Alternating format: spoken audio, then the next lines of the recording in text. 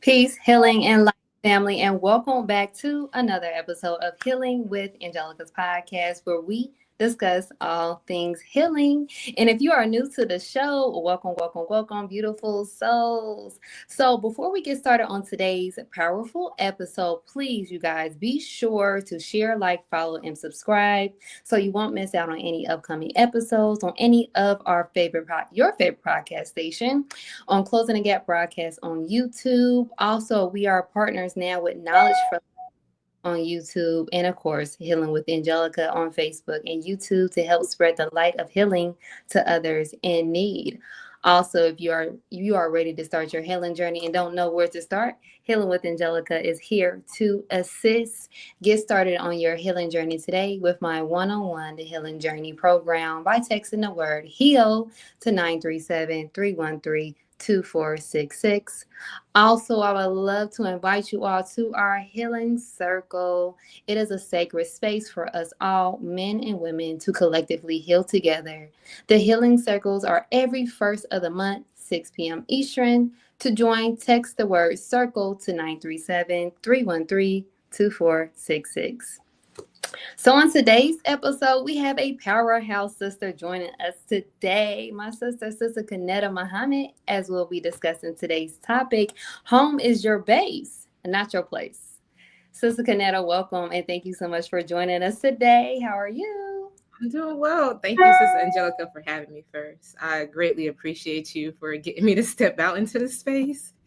I'm excited to have this conversation, and just thank you for the work you're doing. Like that's beautiful. The healing part is what we need. Definitely in our community. Definitely. Yes. Praise be to Allah. It is a pleasure to have you on the show, sis. Now, for those who may not know who my sister is, you might let our audience know just a little bit more about you. I'm just your humble sister. My name is Kenetta Muhammad. I am a member at attend Muhammad Mosque number 15 here in Atlanta, Georgia. However, I was born and raised in New York, grew up in Long Island, New York, and I was a college athlete. Like I played basketball. My parents, they're in the nation, and so I grew up just enjoying sports and life.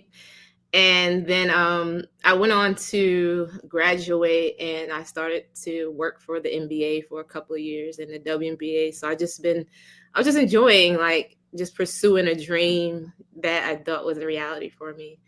But then I had some like realignments in life, and I decided to just take a step back. And that's when I joined the Nation of Islam.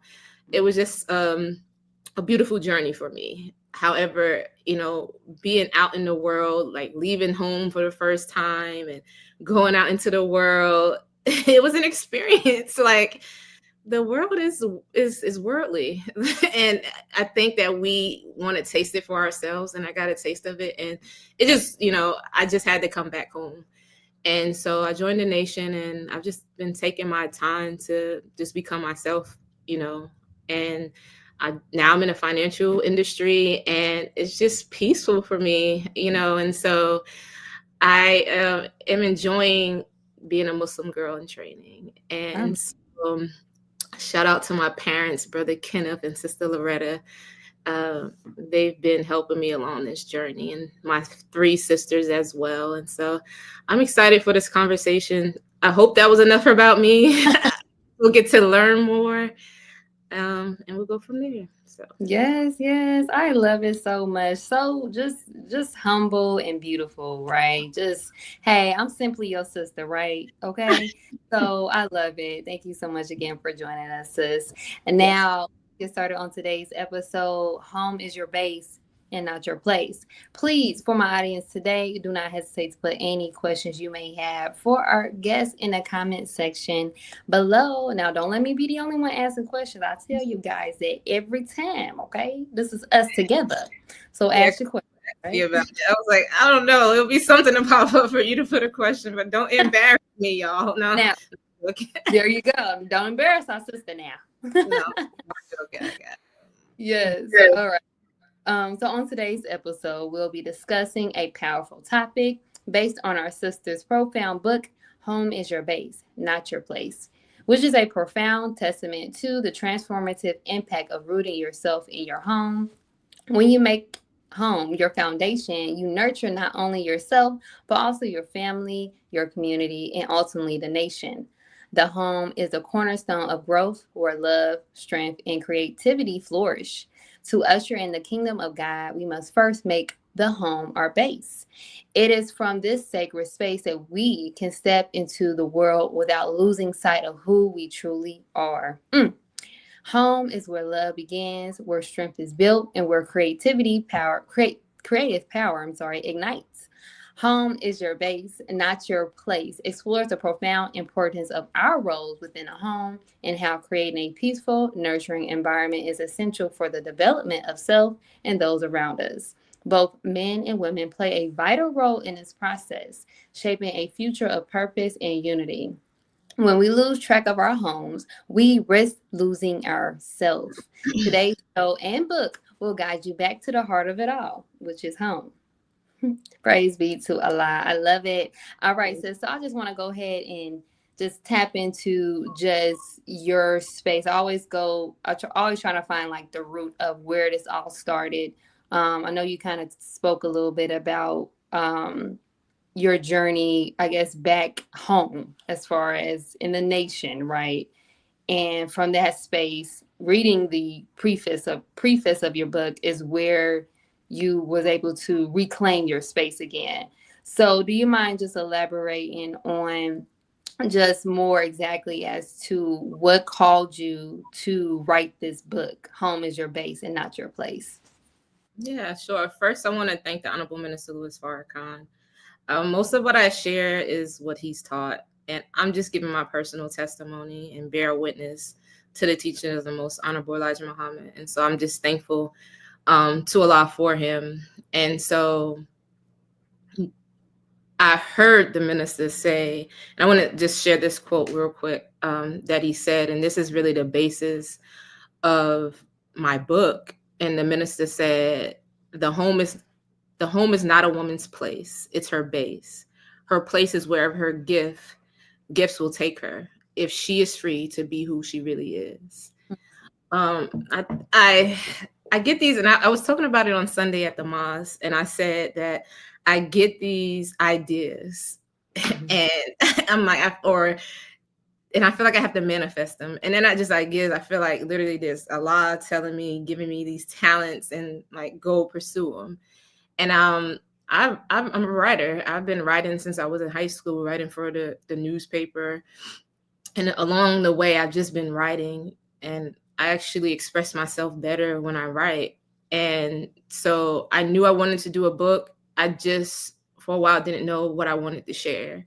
Mm-hmm. And then I remember that when I joined the nation, the first lecture that I really, really, really heard, the Honorable Minister Louis Farrakhan, was 9/11/11.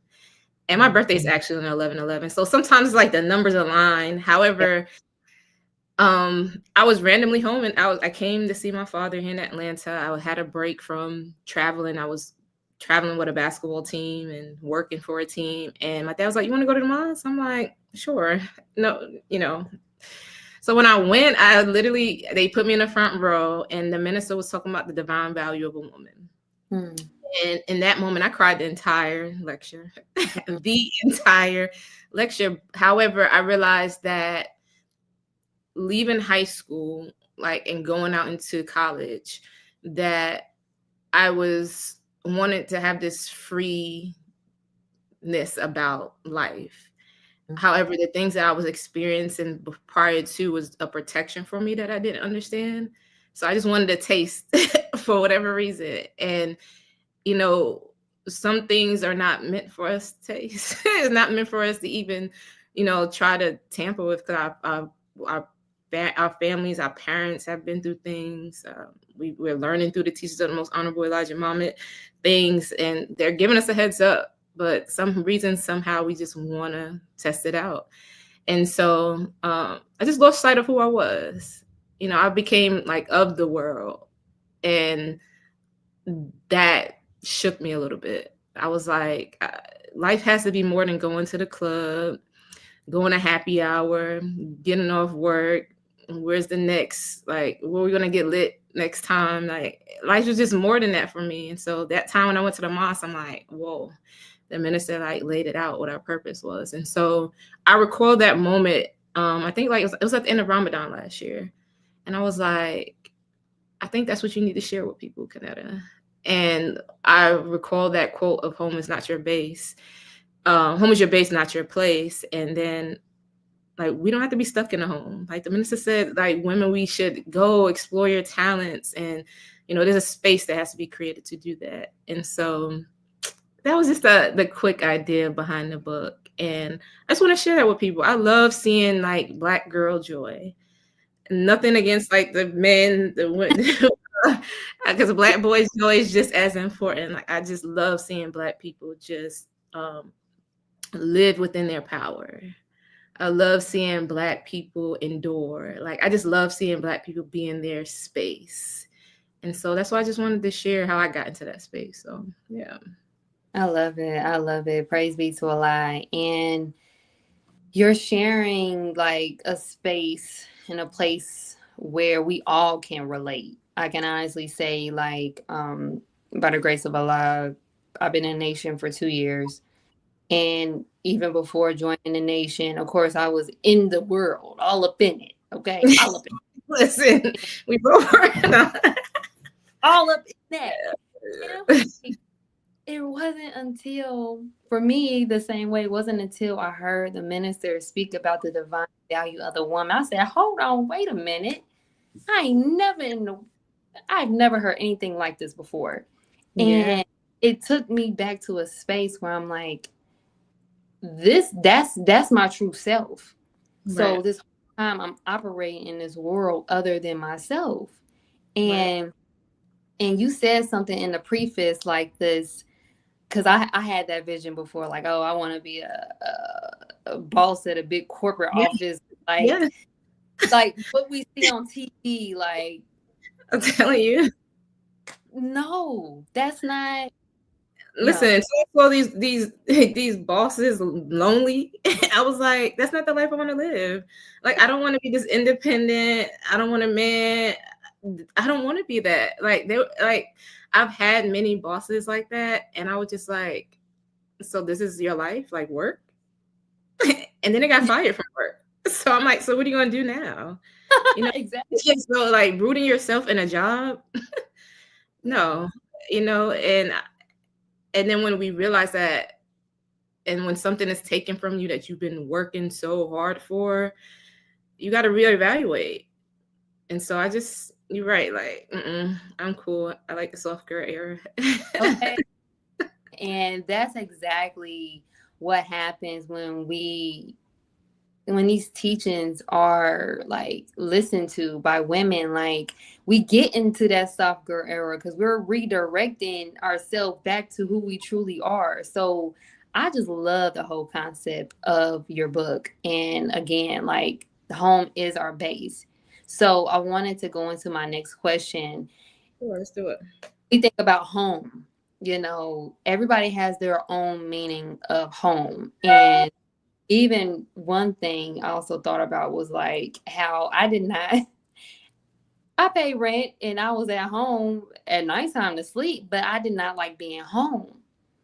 And when you go into depth of just about the importance of home and making it your sacred space, like, it meant something different for me. So what does home mean to you, and how has that meaning evolved throughout your life? Yeah, absolutely. I think when you said sacred space, I think that's interlude to that. I heard the Honorable Minister Louis Farrakhan say that our homes should be our mosques. Like our homes are our first mosque. Yeah. And if we don't see our homes like that, we got to reevaluate things. And the home should be the place where we're cultivating our families, but also cultivating ourselves first. And I think COVID was a sign for us to do so, because what happened, everything shut down and we had to face the realities of our homes. And when that happened, I was like, wow, I was so thankful to Allah for that moment. There were a lot of bad things that came from it, but there were also some good things. I'm like, oh, I got to do this. I have to rearrange this. I have to put this together. I have to create this space. And I think it's just so important that as we think about the concept of home, that is not just a structural place that we're paying, like you said, paying a rent, paying a mortgage for. It's really like peace.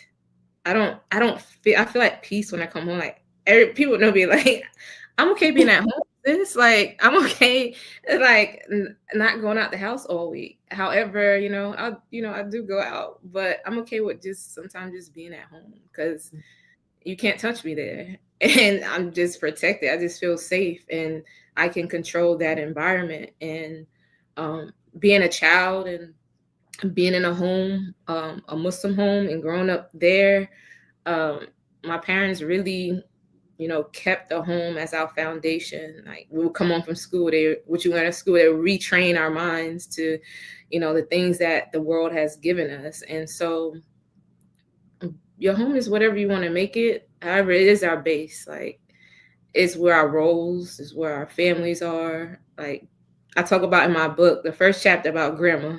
Like grandma's house. Like I don't know if you all have, I don't know if the listening audience or you, like, I couldn't wait to go to grandma's house. And Man, that's where I learned about home at, because grandma's house was clean. Grandma always had a cooked meal for us. Everybody met up at grandma's house, but it was a home. I don't even know when she was even cleaning. The house was just clean because the house was just always clean. And so the home is a very deep subject, but when you think about the base, even the base of a house, like you can't sell a house if the foundation is wobbly. yeah. And so while we live and create a space like that, um and so we have to keep making that foundation strong. I mean, how strong is your foundation? Like how strong is your home? Like how strong is that base? And we just have to think about that and just create that you know Yes, absolutely. Yes, you talk so much about your grandmother, and it really got me to think about like when I was younger, like grandma house was the spot. Can we go back to soul food? Y'all know about Big Mama house, okay? That was really, really was like everyone's going to wants to eat. You can like it was just this, and you said it in your book, like grandma was a uniting force. It was from her, making home a home that you seen all your cousins, uncles, everybody there, right? So I just want to kind of elaborate just a little bit on that because it significantly meant a lot for me because unfortunately after my grandmother transitioned, it's kind of seemed like the family kind of went their own separate ways, really wasn't spaces we can come together to eat at. And kind of like that, distancing force, unfortunately, after she transitioned. So with grandma, everyone's grandma, right? Grandma was a uniting force. Like, talk about that as far as why was that grandma was a uniting force. I know I said a little bit about it from my perspective, but for you, what was that uniting force from grandma uh that she played? yeah. Well, first, may Allah be pleased. I think you said your grandmother, she did transition, right? Yeah, may Allah be pleased with your grandmother. My grandmother did transition in 2023, which is my mother's mother. And I talk about both my grandmothers. They just had different personalities and different lifestyles in the book. However, my grandmother, shout out to her, may Allah be pleased, my grandmother Maggie, and my aunt. um, and shout out to my cousins, because like the importance is I have a support system. Yes. And no matter what happens, I have a support system. And grandma created that, because she told us, this your cousin, y'all don't fight. That's your sister, you don't fight. Whatever you're going through, you have to get through it. Like no matter what. Like you can't choose your blood. You can't choose who you were born in to be family with. However, now we have to figure it out. You know, there are certain instances where, you could choose who you create with. However, like when I came into this world, it was like, these are your cousins. I have 10 aunts and 8 uncles.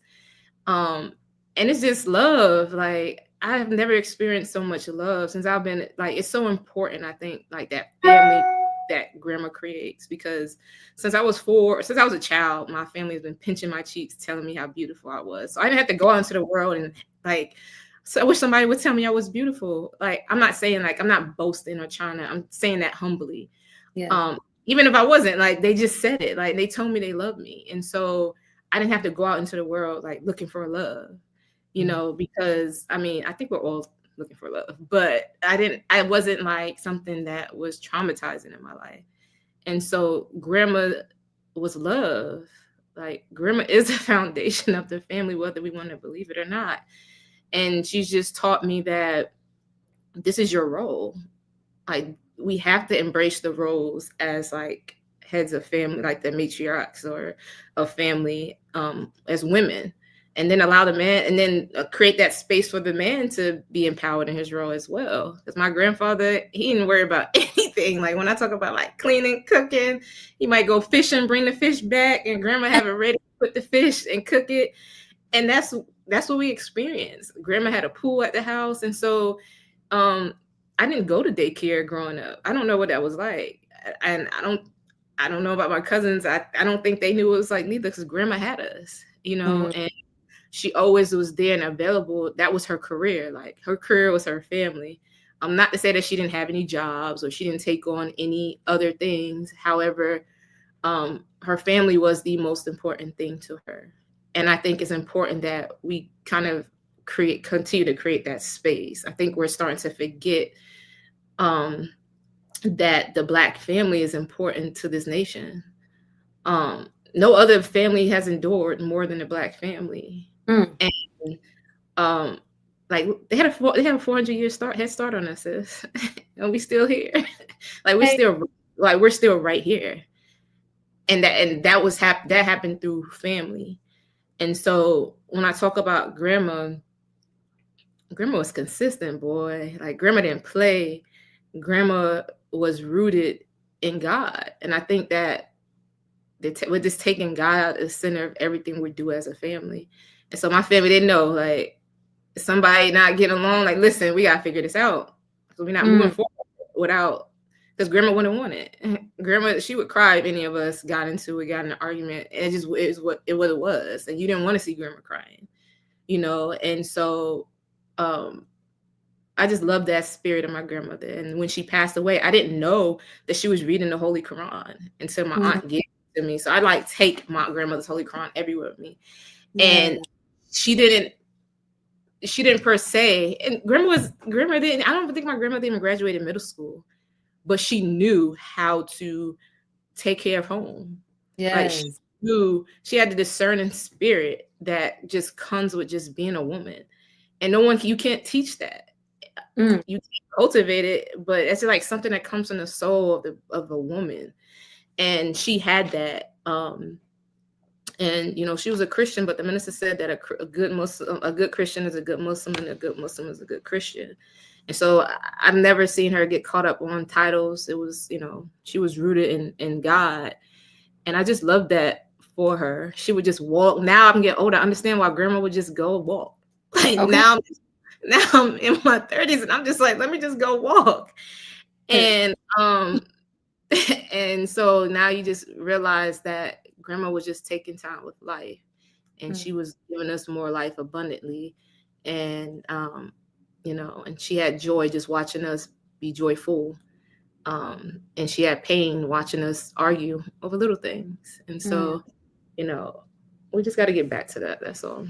You broke you broke it so much. Is that we kind of lost our way as time continued on. Us being Black in America, we know that's already a stress.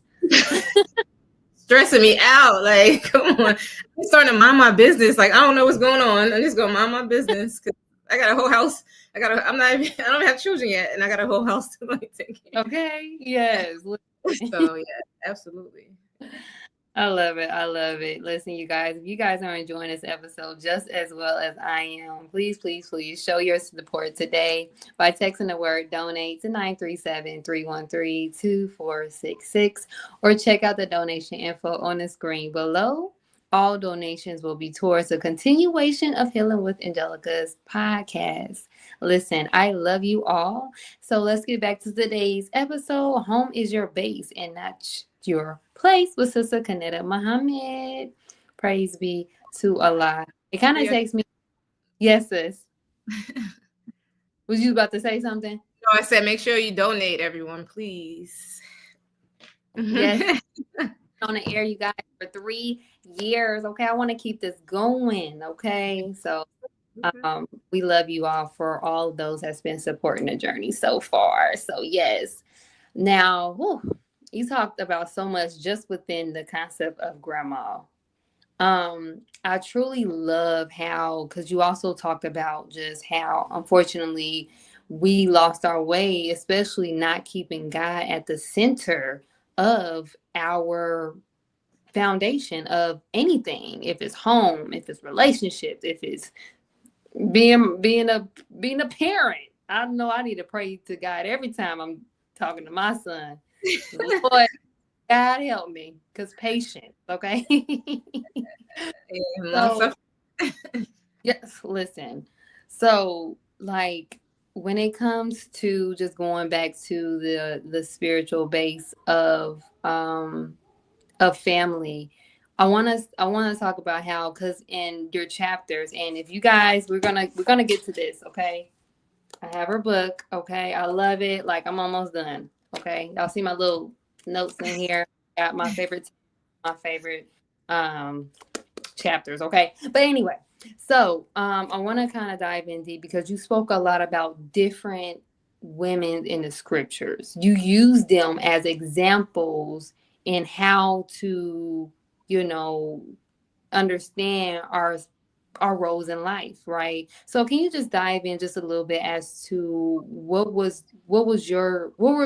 space was you in when you wanted to elaborate those women in the scripture? You spoke about Hagar, you spoke about Miriam, and things in that matter.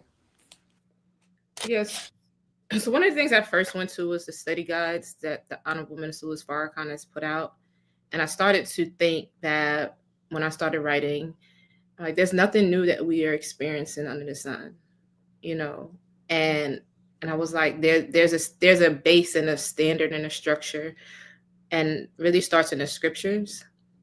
And women have been dealing for a long time, and the women in the scriptures, I thought about that, and I'm like, well, let me pull from their experiences that's been shared with us. I think we want to recreate the wheel a lot of times, and when the wheel's already rolling, just hop on, you know. And especially when I received my grandmother's Holy Quran, one of the chapters that she had three like tabs, and one tab, it was on Surah 9, verse 116, and it says that there's no friend but Allah. And all those women in the scriptures, they got through the moments that they were experiencing because there is no friend but Allah. The only reality in our lives is God. And that helped them deal with any tough moment that they were experiencing in life. And I put that in there for not even just women. I've gotten a lot of good feedback from men reading my book as well. I was really like blown that the brothers have been really reading, because like the home is not a home without the men, as well. And you know, we do this together, and I've seen that, and I talk about that, what I've seen in my family happen, and how, you know, my mother was a helpmeet to my father, but my dad, he didn't just come home and throw his stuff to the side and and, and have my mother doing everything. He come home, my mother cook, he wash the dishes, and so it all comes together. However, these women, in everything that they've experienced, God is just the center of overcoming. And I think sometimes we step too far out of the bounds of our role, and now we're trying to come. Now it's painful. Like, that's when we experience pain. We just step too far out of the bounds of who we are, and now God, like, oh, you remember me? You remember what I Oh gave yeah. to you? Oh, you like, you remember? And now it's just, but it is a beautiful reminder. And so we have to use our history to, help us with our present and our future. um Even the minister said, as like women, like, I've experienced some of the things that, like, I know what you're experiencing. Like, the minister talked about, like, hormones, and as women, and how he's experienced it in his trials and tribulations. And so there's nothing under the sun that we're experiencing. It's just that we have to find balance, and we have to stop stepping out of that realm and trying to do too much. I used to do way too much. Now I'm like, no, I'm not doing that. And I don't explain why I say no anymore. And that might rub people the wrong way. But I'm just here today to say I don't care. And I say that with all love and joy and appreciation for people. But I'm learning not to explain why I say no. Um, because stress will kill you. Mm-hmm. And then everybody will be sucking a peppermint at your janaza Mm-hmm. and they will be stressing you out. And so, yeah, like, the lost God every single day, every Yeah. single moment. That takes me to like the whole self-care aspect, right? Like Yeah. learning to say no. I think that's something a lot of us have a hard time saying no. Yeah. But it's not we I know, like, I'm finding my balance, right? To Yeah, know absolutely. when to say no, and say it, in a tone to where, like, I love you, but I just can't do it.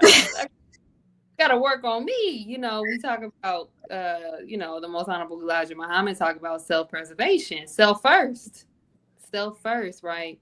So that takes me to my next question. Like, what does self-care look like for you? Which you kind of went into that a little bit.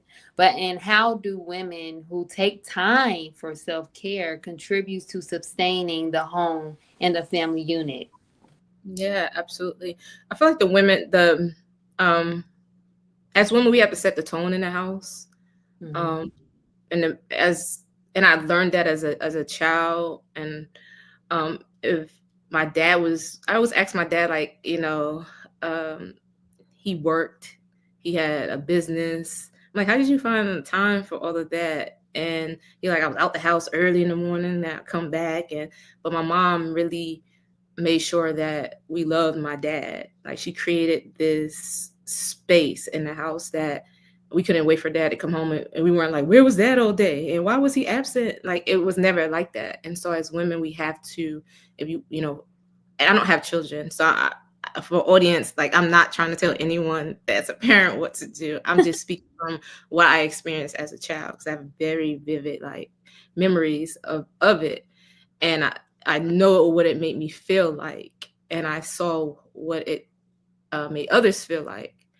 And as women, like, creating that space in the home is very important, like laying the tone and laying the foundation. And so, however, if you don't take care of yourself first, you're gonna be disappointed and upset with others, because, like, you're gonna see everybody living up off of your joy, living up off of your energy, and now you're upset. And you're upset Mm. with people. The only person that we have to take accountability is for ourselves. And I'm talking to myself, like, I'm literally talking to myself, because we get mad sometimes, and the only person we can control is ourselves. And so I'm realizing that for so long I put other people first. I put what people had for me first. Sometimes people will see a talent in you and they'll start using you to their, like, for what their agenda is. But if you don't see it in yourself, you're gonna be used. Like, I Yeah. promise you. And you have to learn how to, like, balance that. And so self-care looks like, for me, getting my nails done, getting my hair done, like looking in the mirror and saying, oh, like that you her. And that's like Mm-hmm. humbly, because like humbly, because the world will literally tell you you're not, you know? And or you'll see depictions of what we're supposed to look like, what the industry says is beautiful, or how we should be taking care of ourselves, and it doesn't sometimes look like you and I. Mm. And that can do a lot to the psyche if you're not like rooted. And so um self-care looks like communication. I think we don't communicate enough as a people. And so we let things fester internally, and then we're upset, and that also can create you to be sick. And Mm. so have to root out all the things that will create sickness in our bodies. I think a big topic is burnout right now. Oh, yes. Break it Um, down. and may I be pleased, Dr. Ava did a lecture. If you haven't heard the lecture, listening audience, it's how to deal with burnout, I think the topic is. Yeah. But Dr. Ava lays it out. Like, I always send it to people that are like, I don't try to like give people like advice. Sometimes I just try to point them to where the Honorable Minister Louis Farrakhan is talking about it, or some of his, top top students. But yeah, I'll be pleased. Dr. Ava did a lecture about burnout, and she talks about the steps. And it's, I think I have it in chapter 9 or chapter 6, but she talks about the steps that we should take to help with that burnout. And so I think that's important. Self-care is making sure that you don't get burnt out, because once you burn out, you want to point the finger at everyone else, and we have to take accountability, because you should have said no. There you go. You should have said no. Because people will respect that. Like, they might be upset at first, but then they'll back up and they're like, oh, okay, I see they have boundaries. Like, when you set boundaries with people, they learn to eventually respect it. People don't respect when you don't have boundaries. They're like, oh, I keep walking all over you, I could just keep asking you to do my bidding, and then it becomes a problem. So like Dr. Ava talked about praying, like prayer. Like, I still have the same prayer rug when I was a child. My parents used to always. Oh, So when I went on throughout life, I was like, guide me on the right path. Like, I took that everywhere. Like, everywhere I went, when things were going wrong, I'm like, oh Allah, guide me on the right path. And I wasn't even confessing to be a Muslim. I was just confessing to Allah, like, to help me. And she talked about just meditation. I mhm. think like we get up and we're ready. Like, we get up and we go. We get up and we're interacting with people. We're on the internet. Like, we're doing those things, and we're not just taking time to cultivate our thoughts and to realign them for the day. And so these are things I'm learning. Like, I'm not an expert by no means, anyone. I'm just learning to step into this space and embrace it. And I just want this for others, because like life is just so peaceful. But Mm. exercise, I exercise. um, like, even just walking, if I can't get to the gym, I'm exercising. I'm walking. And the most honorable Elijah Muhammad said, like, one of the best workouts is a brisk walk. And Mhm. um, being an athlete, I tore my ACL twice and I tore my meniscus. So I've had knee surgeries on both of my knees. And I didn't really understand the walk-in thing until I went to the doctor, and he was like, you're developing osteoarthritis in your knees. He was like, Mm. stop running. And I was like, I need to start running. So how am I supposed to stay in shape? And he was like, just Right. walk. He was like, just walk. And I'm just like, and then later on, I heard what Elijah Muhammad said, just a brisk walk. And so that's been my cardio, just walking, and like my body feels stronger. I don't know, something about the running. I don't even know we were like meant to be running, jumping, and doing all this Mm. extra stuff that we do to our bodies. And then we're having these surgeries and having these things that we don't know why it's happening. Ever since I just started walking, like, my body just feels so much better. And then my attitude feels better. And then life just feels better. And then I'm just getting things done, because like my body's creating different things that I don't know it's creating to get things done. And so, and then resting. Like, before this interview, I have off today, Sister Angelica, and I was sleeping. I was I resting. know, right. I was resting. Like, I think we take for granted like how important rest is, because we're always doing everything for everyone and we're always moving and shaking. But rest is like been great for me. Like I can feel my body just like rejuvenated every time I sleep. And I can feel when I just need to sleep. Right? Yeah. And so I think those are just some of the things, and I just even talked about in the book, just about just different things we could use for self-care and just slow down. I used to be running around trying to get stuff done, doing this, clothes wrinkled, um running around, car dirty, running around, just stop, take your time. Like it's like that song, take your time, what's the rush? Like it's no like there's no like stop rushing through life, everyone. Like live in the moment, on your clothes, like put your stuff out the night before. Know what you're gonna eat for the week, meal prep. Know it's like just take your time to plan, and like I promise like things will become so much easier. And so I just talked about that. So Talked about so much. And listen, you guys, hey, this is about to give me the meal prep. When you told me how to do my navy beans and what I can do, I said, oh, I need to go ahead and go get me some containers, some glass. Let me go ahead and do this now. I have a whole box of containers right over there. Everybody know. Can you please bring bean soup? Yeah, because I have a whole refrigerator. Well, right now I don't, because I'm about to go out of town. But I probably cook like a big pan of bean soup, a big pot of bean soup, maybe once or twice a month, and I freeze it. And everybody like, you got bean soup? Absolutely, I do. You want some? And it's you freeze it. It's good for about 3 to 6 months. But I mean, it doesn't last that long for us in here. But Yeah. like it's just for that week, that month, just to always have bean soup. That's our staple. Why would we not always have it? Like if the navy bean is the most powerful food that we can eat, like why would we not always have it available to us? There you go. You know, Hmm. I try to prioritize that. I love that. I love that. Like I said, like being able to again take some time to rest. Those that in this has nothing to do for anybody who doesn't have any children, but I know for me that meal said, "Oh, I am about to do this now." So next week I'm about to start meal prepping because when time goes by, you be like, "Oh, snap! Time is going," and also trying to understand like it's not. I don't have to rush. Yeah, yeah, Trying to rush through life. And I told myself, I even said this at my past event, like what I wanted to work on was not trying to rush so yeah. much of just flow and trust that everything is going to happen. Like I find myself getting myself upset when I don't get nothing done. Like, oh my God, I'm supposed to do this today. No. So like I will ignore what I was supposed to do just to finish something up. Right. That Absolutely. they call it what was it type B, the type B type of personality, trying to get all everything done. But I love that, and I want to also because we also talk about just you spoke about how your mother and father like they balance each other out. You spoke a lot about how your father helped your mother, cultivate her skills and what she loved to do, because they were teammates, unity, they worked together.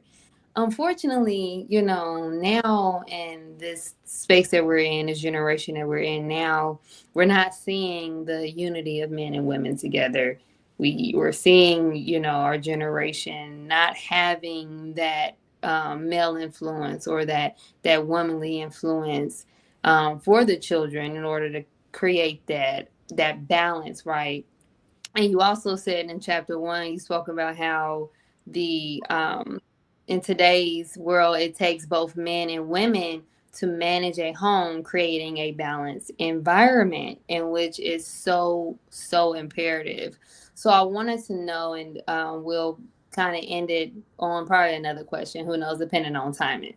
But I wanted to know, like, how can we begin to teach our daughters and our sons the value of home as a foundation rather than a limitation? Yeah, so I don't know. I'm just gonna be dead, like honest with everyone. Like I'm not here to like profess that I have the answers. However, what as what worked for me is like seeing people as examples. I think we don't have to do like stop all the talking and stop telling people what they should be doing. Just be that and live the life. Like for me, my dad is a Muslim, and so is my mother. However, I watched what they did. I didn't listen to what they talked about. I just watched what they did. And I think that we have to just be doers of the word and stop trying to like impose the word on people. Like, so like when I say I don't know, because I don't know. We're still working this out. Like we just came out of years of chattel slavery, and we're trying to do the best that we can with what we have. And so I think that also with that is giving each other grace. We're so hard on each other. We're so hard on ourselves. That's why. Like you have to love yourself first before you can love others. But when you not happy with what you're doing in life, when you're upset that you couldn't accomplish something, when you're not manifesting the things that you want to manifest, you're mad at other people because you don't want to take accountability for your own failures. And we had to start taking accountability. Like if you're gonna do something, do it. Like listen, everything I've set out to do, like I've done it. But it's taking time, like it's taking pain, it's taking tears, it's taking blood, it's taking a lot of things to do the things that I've wanted to do. But it's okay. Like it might not be exactly how you imagine it to be, but it's going to happen. And so for like young people, like the minister said, this is a Joshua generation. This is a generation that's going to slay the giants. Ooh. And so they're not afraid. They're not afraid of you. They're not afraid of me. They're not afraid of. They're not even afraid of the belt from grandma that's gonna come make that. Like they're just not. Like so this generation is a fearless generation. And so they're not worried about what you're saying. They're watching what you're doing. You know, that do this career because it's going like this young generation looking at people that's flashing money, driving nice cars. And you're going to try to come give them something that they don't see manifesting. They don't see you like living by, or you're telling them something like, be the change that you want to see. And that's what I've just been trying to do. And I feel like I just want young girls to know like there's no rush to grow up. Like when I was 18, I was like, oh, I couldn't wait till I turn 18. I couldn't wait till I could get out the house and do this. I can't wait till now I can graduate college. I can't wait till I'm on my own. I can't wait till I'm doing this. And now I'm right back at dad's house. Like, because like, it's God's time, not my time. I'm on God's time. I'm on his borrowed time. And when we realize that, we sit in our power. And so, yeah, like just be my sister on here laughing. Just be just be present. Like I would say just be present and know that young people are watching like everything that we do. Like everything that we do, young people, and they're analyzing it and they're picking it apart and they're saying, you saying that, but that's not what you living by. Ooh. That's not what you doing. You telling me that I need to come to the mosque. You telling me I need to come to the church. But I'm watching you come home and complain about those people. I'm watching you go come, but taking care of everything else but what's going on at home. Like I'm watching you. I'm just watching you. Young people are watching us. like literally, and they replicate what they see. Like as a child replicated what I saw. So just to answer your question, I don't know, but we're working it out. The Honorable Minister Louis Farrakhan has given us everything that we need through the Most Honorable Elijah Muhammad, through God that came for us. And I'm grateful that God came and that I recognized him. So yeah. Hey.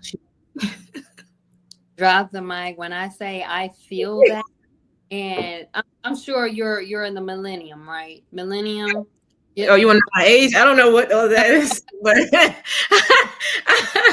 I don't know what like those are. But I'm an '80s baby, so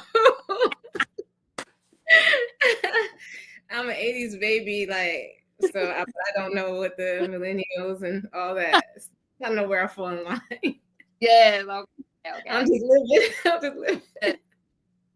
So, but when I say like when you spoke on that being an example, it's to a point now where it's like no more talking. They not trying to hear this. They want to see what you're doing, what's going on. Like, so I will kind of piggyback off that and also say, like, in order for them to kind of be able to see the importance of family, we have to be the example. They have to see family, They you have to know. see.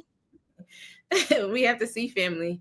I often like go. I have family members. My aunt, I think one of my aunts is listening, but my other aunt, she's married. She lives in Warner Robins, Georgia. And sometimes I just go hang with her and her husband because they're a married couple, and I just Yeah. want to be around married people. I just want to. I try to put myself in positions to be around family, or just my family. I just try to spend as much time. Because we're trying to change. I remember when I was younger, like, you're younger, like, what do you want to do when you grow up? I want to change the world. Yeah. Like, I just want to change the world. I want to help heal the world. As I get older, no, I want to start with my family. I want to help. Mm, I want to help heal the things that we've gone through and that we've experienced. I want to help us to become closer. I want to help us to create generational wealth. I want to help my family overcome things that have been, plaguing us. I want to help us to forgive more. And I've been taught that by the Honorable Minister Farrakhan, that it's all just starts in the home. So I can't go out to work. I can't go out to church. I can't go out to the mosque. I can't go out to do anything else unless I take care of what's happening with my family first. Because God and family and nation, and I feel like that's for me how it's been taught. But I think like that is just great steps to now help change the world. It's baby steps. Like, I think sometimes we skip because we see this large picture, but what about what's happening right in front of you? mm, Like, we take for granted like everybody that's right in front of us, even ourselves, because we just give, and it's leave nothing for ourselves. And I refuse to do that. I'm not going to do that. I love life. Like, I love life. I've never had a moment where I didn't love life. mm. And so, you know, um, but I thank my parents, because when I've had the ideas, they let me explore those ideas, even to like the detriment of me. They were like, Kenetta, I think you need to let that go. You know, I think it's time to let that go. And sometimes you do need that voice. But in the book, I think you said it earlier, like when my mom, is four of us, me and my sisters, and when she, got at that stage of like rearing us and we were old enough to kind of, you know, do things for ourselves, she wanted to do hair. And my dad put a hair salon in our house, and he created that space for her to do hair. And so I think it's important, like, that we're creating spaces together as men and women, so that, we're not plagued by the world, and we're not, trying to navigate the world by ourselves. But I thought that was like, so, like, as I got older, it might have been simple and small then, but as I got older, I was like, oh, that was dope. Like, go ahead, dad. And my mom was just doing hair. Like, I looked at, and I didn't have to go anywhere. Like, downstairs, get our hair done. Our hairs were done for everything we needed to do. So, and I just learned from that. If you want to do something, just create the space to do it. And we don't always have to do it by ourselves. Create a support system, and everything else will be okay.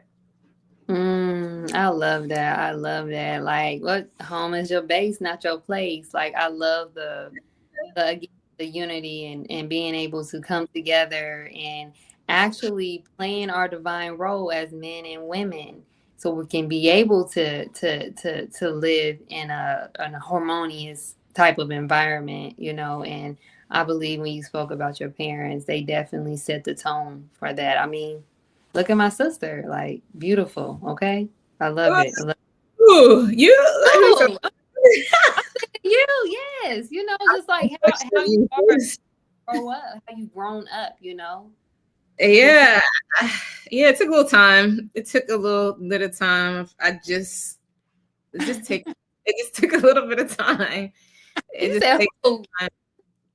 Growing up just takes time, and like, I just want everybody, like, don't put a stamp. Like, don't take what the world telling you got to do things at that time.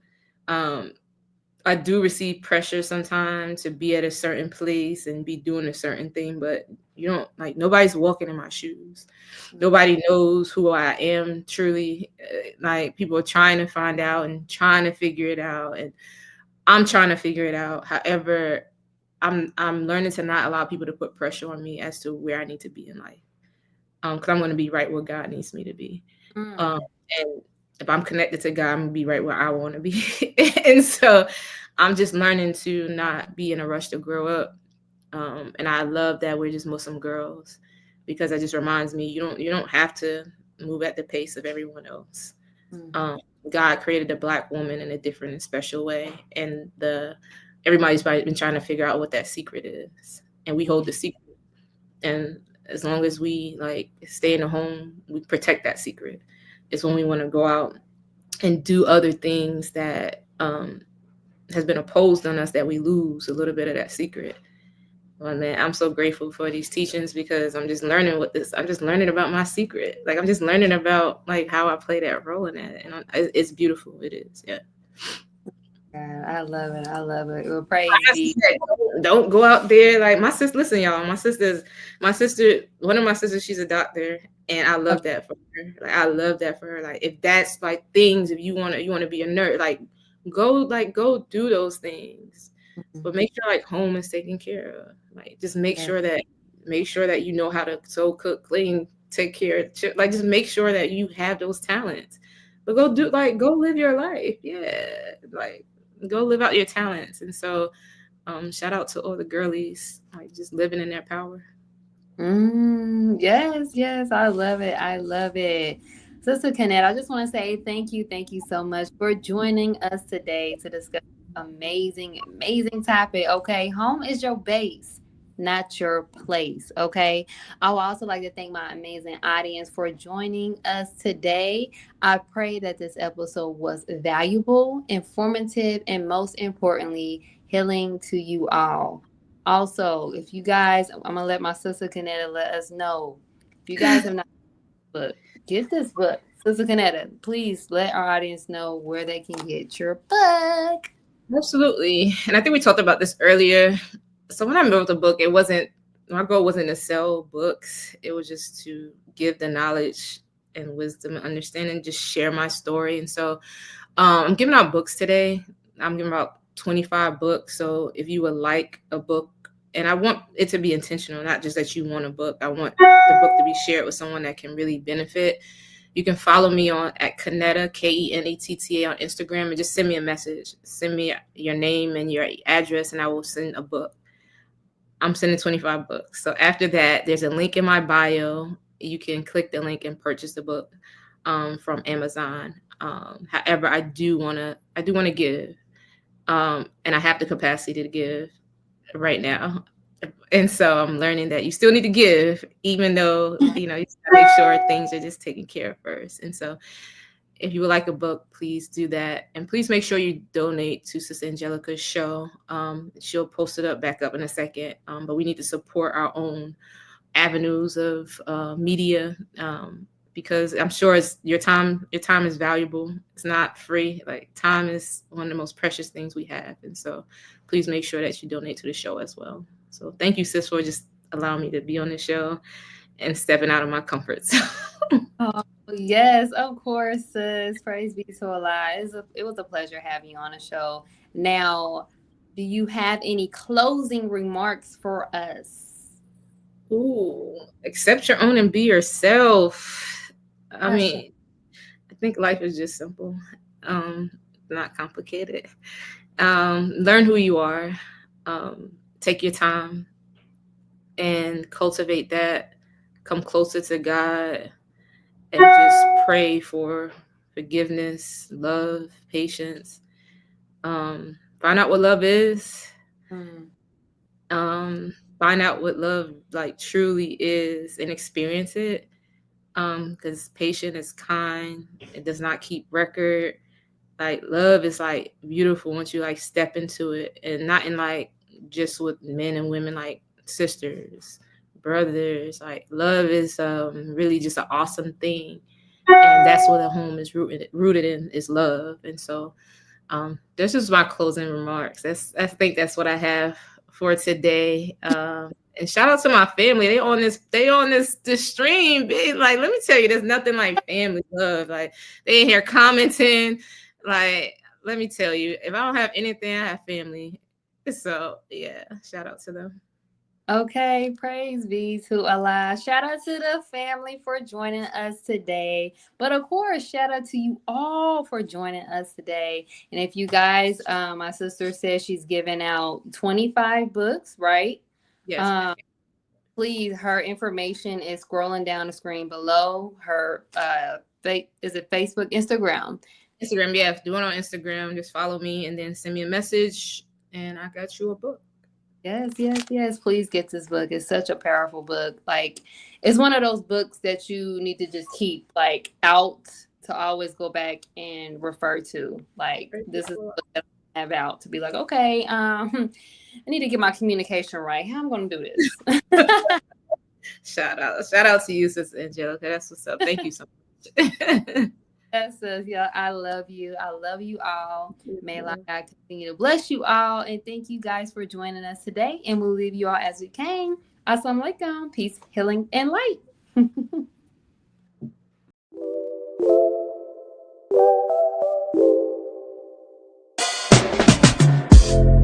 Welcome to Healing with Angelica.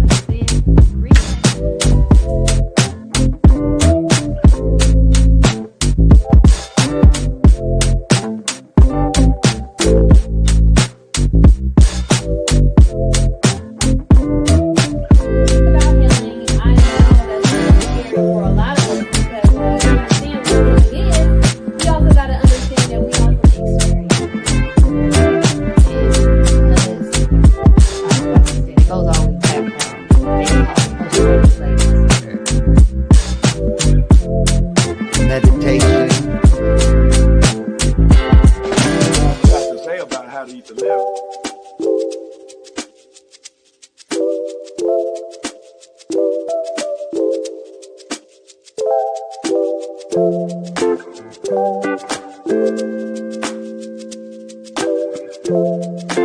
you.